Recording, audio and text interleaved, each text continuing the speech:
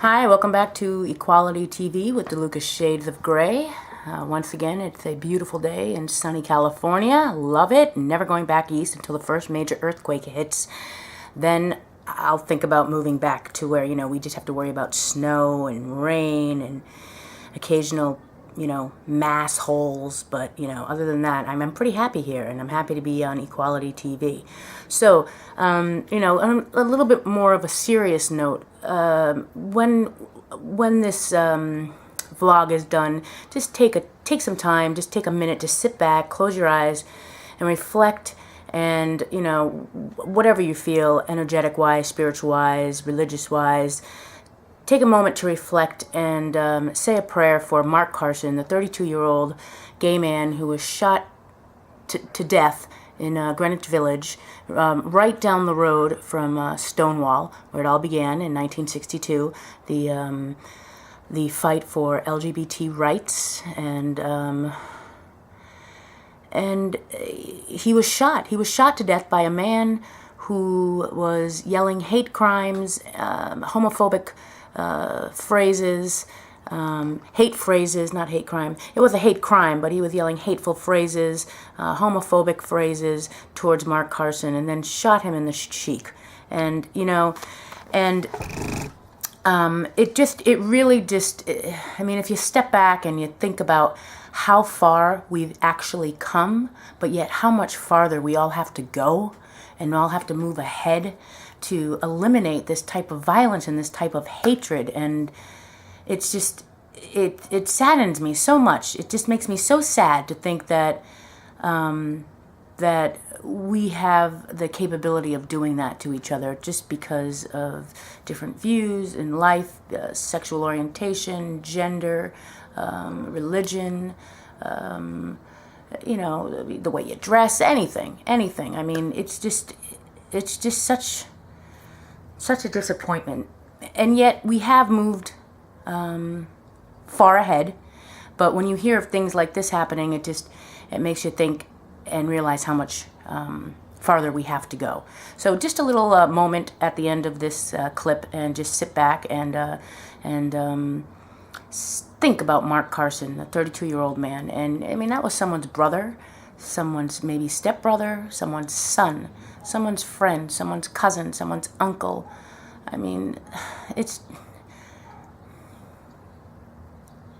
He was somebody. And somebody took that away because of hate. And it just, whew. So now I know. Now you know. Now you're feeling me, right? Okay. Whew. On a lighter note. Let's just reflect back to that conversation I had last week about the N-word. Okay, I'm at an event. I am at an event this past weekend, and I'm talking to people. I'm mingling, doing what I do. I talk to people, and I come across this man who's a bodyguard, and he's worked big events, and he bodyguards for superstars and make sure everybody's in line. So I start talking to him. He's another black man. Listen, like, I'm a black man. Sometimes I can be. But he's another black person, and I'm talking with him. He's very friendly, and we're talking about all the people he's worked with, and and how parties get crazy late at night and people try and drop off their demos to the person he's bodyguarding. And apparently the person he was bodyguarding was a nigga, because he kept saying it all throughout our conversation. And every time he said it, I just wanted to whoosh, right across the head. And so finally, I said to him, that word was used once a while ago to oppress us, us black people. And he looked at me like I had 7 heads, okay? He looked at me like I was the one who had an issue. And I said, no, I'm serious. I said, I'm curious as to why you feel so lucid and free to use that word and use it around me. It offends me. And he said, what? It's part of our culture. And I'm like, what? Whose culture? Not my culture. Your culture, maybe? No, it's not part of my culture. No, don't say it again. But Re-Appropriation, Jesus. Okay, sorry. Jeez Louise. I try not to take the Lord's name in vain, even though I'm not religious, but other people might be, and I want to respect that. But I have to admit, I do have a mouth like a trucker, okay? It's very hard right now not to be dropping F-bombs left and right, you know? I feel like I belong in Europe. I feel like I should live in Europe. But anyway, back to the big black man and his word of the his use of the word "N" all night with me, and not all night, you know, maybe for like 10 minutes or so, but that felt like all night because I don't think it was a very educational conversation for him. You know, I tried to explain where the origins of the word came from, and the whole theory of re-appropriation and how it shouldn't be used. It should be eradicated, and he wasn't buying it. He's going to keep using the N-word, and apparently I'm going to keep being his nigga. So what are you going to do? Move on. Oh, goodness gracious. So the other day I was driving in my car, okay? I want to talk about equal rights for all right?